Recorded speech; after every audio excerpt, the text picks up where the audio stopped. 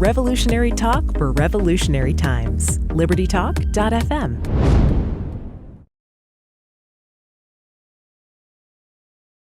Hello, this is Ron Paul with your weekly update for Monday, September 4th. Texans affected by Hurricane Harvey, including my family and me, appreciate the outpouring of support from across the country. President Donald Trump has even pledged to donate $1 million to relief efforts.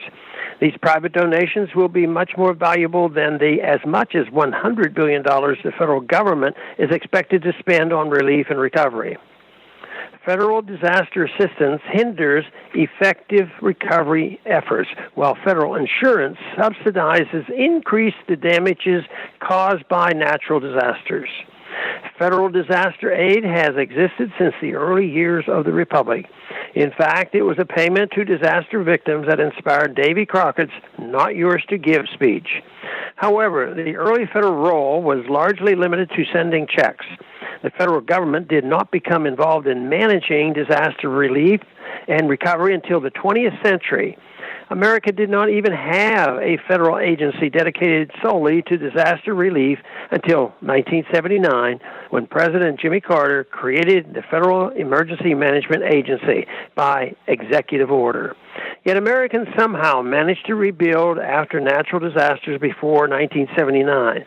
For example, the people of Galveston, Texas, successfully rebuilt the city following a major hurricane that destroyed the city in 1900. FEMA's well-documented inefficiencies are the inevitable result of centralizing control over something as complex as disaster recovery in a federal bureaucracy. When I served in Congress, I voted against federal disaster aid for my district. After the votes, I would hear from angry constituents, many of whom would later tell me that after dealing with FEMA, they agreed that Texas would be better off without federal help. Following natural disasters, individuals who attempt to return to their own property, much less try to repair the damage without government permission, can be arrested and thrown in jail. Federal, state, and local officials often hinder or even stop voluntary rescue and relief efforts. FEMA is not the only counterprotective disaster assistance program. The National Flood Insurance Program was created to provide government-backed insurance for properties that could not obtain private insurance on their own. By overruling the market's verdict that these properties should not be insured, federal flood insurance encourages construction in flood-prone areas, thus increasing the damage caused by flooding. Just as payroll taxes are unable to fully fund Social Security and Medicare, flood insurance are unable to fund the cost of flood insurance. Federal flood insurance was almost $25 billion in the red before Hurricane Harvey.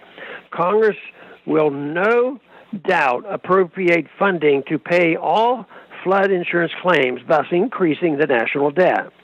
This, in turn, will cause the Federal Reserve to print more money to monetize that debt, thus hastening the arrival of the fiscal hurricane that will devastate the U.S. economy.